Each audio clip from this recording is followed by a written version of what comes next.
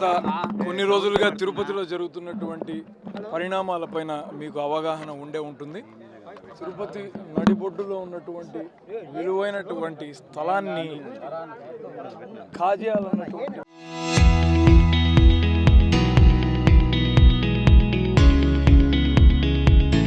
ఉద్దేశంతో తెలుగుదేశం పార్టీ నాయకులుగా చలామణి అవుతున్నటువంటి ఆకు రౌడీ జేబీ శ్రీనివాస్, ఇంకో పేట రౌడీ రవినాయుడు, వీళ్ళిద్దరి అండదండలతో వాళ్ళ అనుచర గణం తులసమ్మ అనేటటువంటి ఆవిడ, వృద్ధ మహిళ, అది కూడా 85 ఏళ్ల ఆవిడ స్థలం మీదికి జ్వరబడి వాళ్లను, ఆమెను, ఆమె బంధువులను ఈడ్చి పడేసి చదును చేసి మీ దిక్కున్న చోట చెప్పుకోండి అని బీరాలు పలిగి వాళ్ళ చెప్పు చేతుల్లోకి తెచ్చుకోవాలనుకున్నారు. ఈ విషయం సామాజిక మాధ్యమాల్లో పెద్ద ఎత్తున చర్చకు దారితీసింది.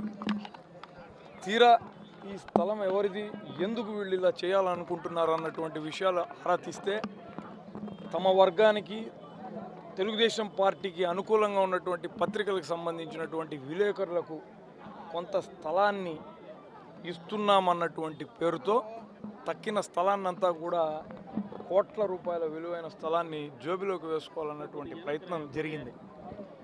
ఒక వృద్ధ మహిళకు ఇంత అన్యాయం జరుగుతూ ఉంటే చంద్రబాబు నాయుడు గారు, నేను 40 ఏళ్ళు అభివృద్ధి తప్ప అరాచకం అన్నది నా ప్రభుత్వంలో అసలు స్థానమే లేదని చెప్పేటటువంటి వ్యక్తి ఈ రోజున ఈ మహిళకి ఏ విధమైనటువంటి న్యాయం చేస్తాడన్నటువంటిదే మేము వేసేటటువంటి ప్రశ్న.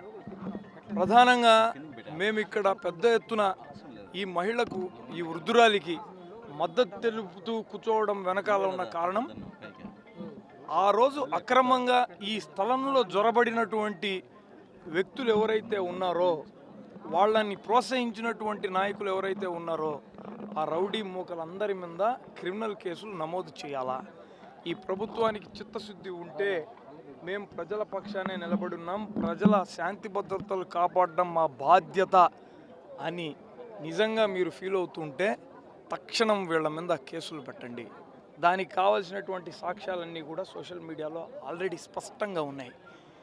మీరు దీన్ని నాంచే కొద్దీ మీ అసలు రూపం బయటపడుతూనే ఉంటుంది. వైఎస్ఆర్ కాంగ్రెస్ పార్టీ దీన్ని వదిలిపెట్టే ప్రసక్తే లేదు. ఈ భూమిలో ఒక సూది మొన మోపినంత స్థలాన్ని వాళ్ళు తమదిగా చెప్పుకునే ప్రయత్నం చేసినా, ఇక్కడికి వచ్చినా వాళ్ళందరి అంతు చూస్తామని చెప్పి మీ మీడియా ముఖంగా తెలియజేస్తున్నాను. మా మీద, వైఎస్ఆర్ కాంగ్రెస్ పార్టీ నాయకుల మీద దాడితో మొదలైనటువంటి ఈ పరిణామాలు ఈరోజు పేదవాడి ఇంటి ముంగిట వాలిన దారుణాతి దారుణమైనటువంటి పరిస్థితులకు దారితీశాయి. మమ్మల్ని, మా వాళ్ళని కొట్టినారు, అడ్డుకున్నారు, ఎలక్షన్లు మీకు వచ్చినట్టు ఇష్టం వచ్చినట్టు చేసుకున్నారు. సరే, అవన్నీ రాజకీయాల్లో చాలా సహజం. ప్రత్యర్థుల మీద, అసలు మేము అపోజిషన్ పార్టీ వాళ్ళ మీద ఇంత చేసి దాడులు జరగడం అన్నది ఏదో చూసి చూడనట్టుగా వదిలేశాం.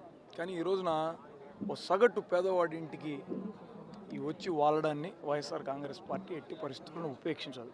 దాదాపు 10కి పైగా సంఘటనలు జరిగినట్టుగా రుజువులు కూడా ఉన్నాయి. ప్రభుత్వం మారిన వెంటనే అరణి శ్రీనివాసులు అన్న కొడుకు ప్రసన్న కుమార్ రెడ్డి గారి స్థలం మీద పోయిన మాట వాస్తవం కాదా? ప్రెస్ క్లబ్లోనే ప్రసన్న కుమార్ రెడ్డి గారు దీని గురించి ప్రస్తావించలేదా? టీవీఎస్ షోరూమ్ దగ్గర ఉన్నటువంటి 14వ వార్డులో జనసేన నాయకులు, అధ్యక్షుడిగా చెప్పుకునేటటువంటి నాయకుడు ఇత్యాది చిన్న చిత్తగా లీడర్లు 9 కోట్ల రూపాయల భూమిని కబ్జా చేసినటువంటిది వాస్తవం కాదా? తిరుమల బైపాస్ రోడ్లో ఎస్కే ఫాస్ట్ ఫుడ్ పక్కన కంకనాల రజనీకాంత్ నాయుడు కన్ను పడ్డం వాస్తవం కాదా? వాళ్ళు రోడ్డు మీదకి వచ్చి ఆ కుటుంబం అంతా అల్లరి చేసినటువంటి విషయం మనమందరం కూడా చూసాం కదా. 45వ వార్డులో అయ్యప్ప కాలనీలో ఎమ్మెల్యే పిఏ ప్రభుత్వ భూమిని ఇల్లు కట్టుకోవడానికి చదును చేసి గోడగొట్టినటువంటిది నిజం కాదా? కపిల్ తీర్థం రోడ్లో ఎస్బీఐ ట్రైనింగ్ సెంటర్ పక్కన ఉన్నటువంటి పెద్ద విలువైనటువంటి ల్యాండ్ మీద జనసేన నాయకులు పోయి గూండాయిజం చేసింది మనం టీవీలో చూడలేదా? ఎంఆర్పల్లి శ్మశానాన్ని అప్పటి డిప్యూటీ మేయర్ ఆర్సి మునికృష్ణ ప్రోద్బలంతో ఆక్రమించుకోవాలనుకున్నటువంటి మాట నిజం కాదా? ఉపాధ్యాయ నగర్లో రత్నం చేస్తున్నటువంటి టీడీపీ నాయకుడి అరాచకం అంతా ఇంత మనకు తెలిసిన విషయమే కదా. మామిడికాయల మండి దగ్గర జేబీ 1.5 ఎకరా స్థలంలో ఇన్వాల్వ్ అయినాడు అన్నటువంటి విషయం మనందరికీ కూడా తెలిసిందే కదా. ఈరోజు జర్నలిస్ట్ కాలనీలో ఇంత విలువైనటువంటి ల్యాండ్ మీద పట్టపగలు వాళ్ళ అనుచరగణం పెద్ద ఎత్తున హల్చల్ చేస్తే దాని వెనకాల ఎవరి ధైర్యం ఉంది? ఎవరు భరోసా ఇచ్చారు? ముమ్మాటికి ప్రభుత్వంలో ఉన్నటువంటి పెద్దలు, అధికారులు, రాజకీయ నాయకులు. ఈ నెక్సెస్ ఏదైతే ఉందో ఇది చాలా ప్రమాదకరమైనటువంటి నెక్సెస్. ఈ నెక్సెస్ కారణంగానే తిరుపతిలో ఉన్నటువంటి పేదవాళ్లకు సమస్యలు ఏర్పడుతున్నాయి. ఈరోజు తులసమ్మ మనకు ఈ విషయం పెద్దదైంది కాబట్టి మన కంటికి కనపడుతుంది. ఇలా అనేక మంది ఉన్నారు. వాళ్ళందరికీ నేను చెప్పేది ఒకటే, మీరు వీళ్ళ ద్వారా ఇబ్బందులు పడి ఉంటే మీరు నేరుగా మా దగ్గరికి రండి. వైఎస్ఆర్ కాంగ్రెస్ పార్టీ మీకు అండగా నిలబడుతుంది. మేము ఏదైనా ప్రశ్నిస్తే మా వాళ్ళ మీద కేసులు, వాళ్ళని కొట్టడాలు, ఆరోపణలు. మాటికొస్తే అవినయ్ రెడ్డి, కరుణాకర్ రెడ్డి భాగవతం ఏదో మాకు తెలుసు. మాస్టర్ ప్లాన్ రోడ్లలో వీళ్ళు చేసినటువంటి కుంభకోణం అంతా ఇంత కాదు. ఏంది కుంభకోణం? 2 సంవత్సరాలు అయింది. ఏందేందో వేసినారు. ఏం తెలిచారా మీరు? ఈరోజు మాస్టర్ ప్లాన్ రోడ్ల వలన ఎంతమందికి ఎన్ని రకాలుగా ఉపయోగపడంలోకి వస్తున్నాయి? ఆ రోజు పనికిరావు, వీళ్ళకి స్థలాలు ఉన్నాయి, వీళ్ళు కావాల్సినటువంటి వాళ్ళకి రోడ్లు వేసినారని. ఏం తిరుపతి నగరం నడిబొడ్డులో ఉన్నటువంటి రోడ్లు మీ కంటికి కనపడలేదా?